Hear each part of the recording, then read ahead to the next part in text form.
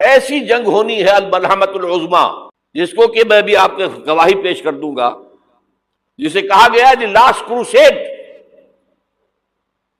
Bush نے بھی crusade کا لفظ بول دیا تھا، پھر واپس لیا اس نے۔ نکل جاتی ہے جس کے منہ سے سچی بات مستی میں، فقیہ مصلحت بین سے وہ رندے بادہ خار اچھا، کروسیڈ کہہ کر پھر واپس لیا۔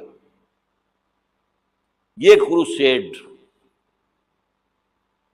اس کے اوپر جس قدر نقصان ہونا ہے عربوں کا، گریٹر اسرائیل بنے گا، یہ عراق، شام، اردن، سعودی عرب کا کچھ شمالی علاقہ، ترکی کا جنوبی علاقہ، مصر کا صحرائے سینا، اور اس کے ساتھ ہی جو بہترین اس کا زرخیز ترین علاقہ ڈیلٹا آف نائل، یہ سب یہودیوں کے قبضے میں جائیں گے۔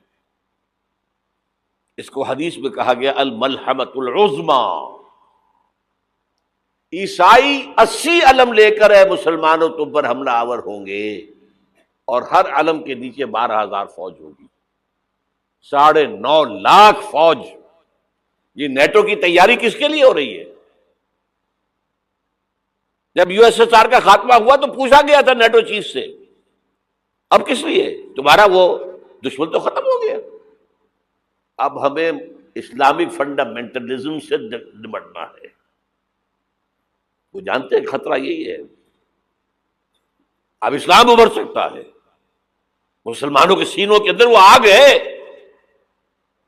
اوپر خاک اس طرح آ گیا ہے تمہیں اٹھانا بیٹھنا، یہ اندر تو انگارہ ہے، اوپر سے راکھ ہے، اس سے دھوکہ نہ کھا جانا ان کے دلوں کے اندر۔ اور بش نے کہا تھا مسلمان چاہتے ہیں کہ ہسپانیہ سے لے کر انڈونیشیا تک نظام خلافت قائم کریں، اور میں حیران ہوا تھا کہ اس کمبخت کو ہسپانیہ کا خیال کیسے آ گیا؟ ہمیں تو کبھی آتا ہی نہیں، اب ہم تو بھول گئے، وہ تو 500 برس پرانی بات ہے جبکہ وہاں سے ہمیں نکال دیا گیا تھا۔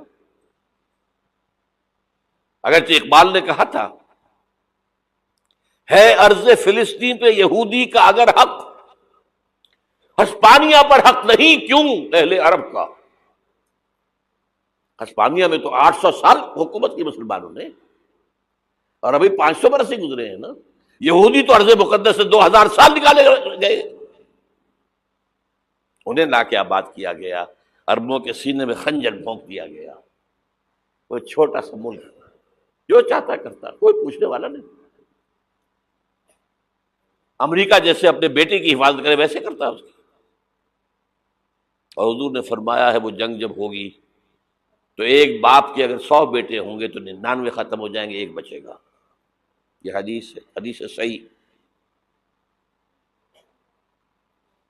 اور آپ نے فرمایا ویل للعرب من شر قد اقترب، عربوں کے لیے ہلاکت ہے، عربوں کے لیے بربادی ہے اس شر سے جو قریب آ چکی ہے۔ اور آج جس طرح انہوں نے ان کی تہذیب کو اختیار کر لیا ہے، دبئی جا کر دیکھیے، بدترین مغربی معاشرہ جو ہے وہ دبئی کے اندر ہم نے قائم کر کے دکھا دیا۔ اب سعودی عرب اس راستے پر بڑھ رہا ہے۔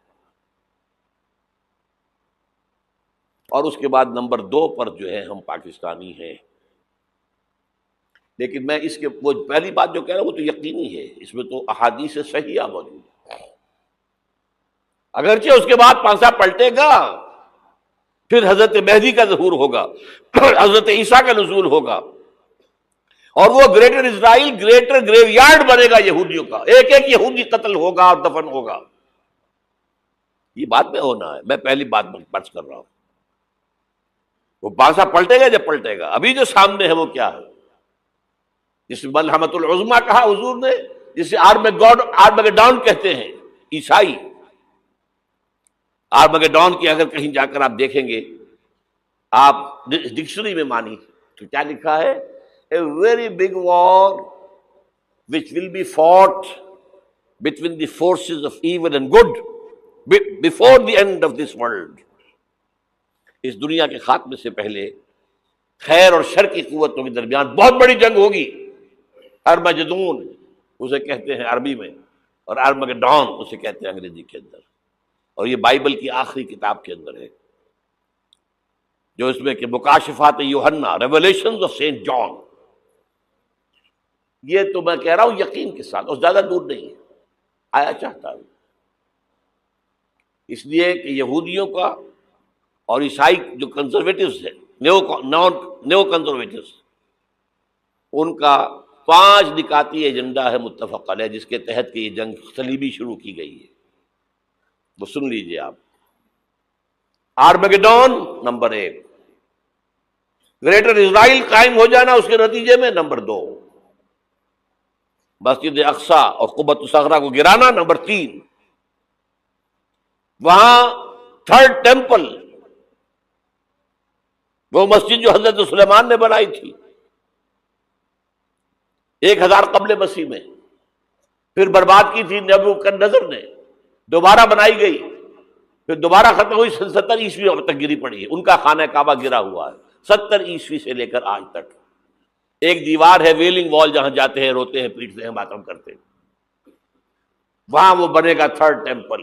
اور نمبر 4، اس میں لا کر رکھا جائے گا تخت حضرت داؤد کا.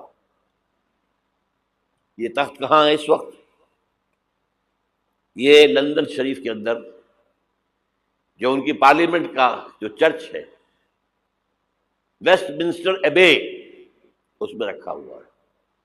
ایک پتھر تھا جس پر بٹھا کر حضرت داؤد کی تاج پوشی ہوئی، پھر حضرت سلیمان کی ہوئی، پھر وہ پتھر رکھ دیا گیا جب حضرت سلیمان نے بنایا ہیکل مسجد اقصی، وہاں رہا وہ.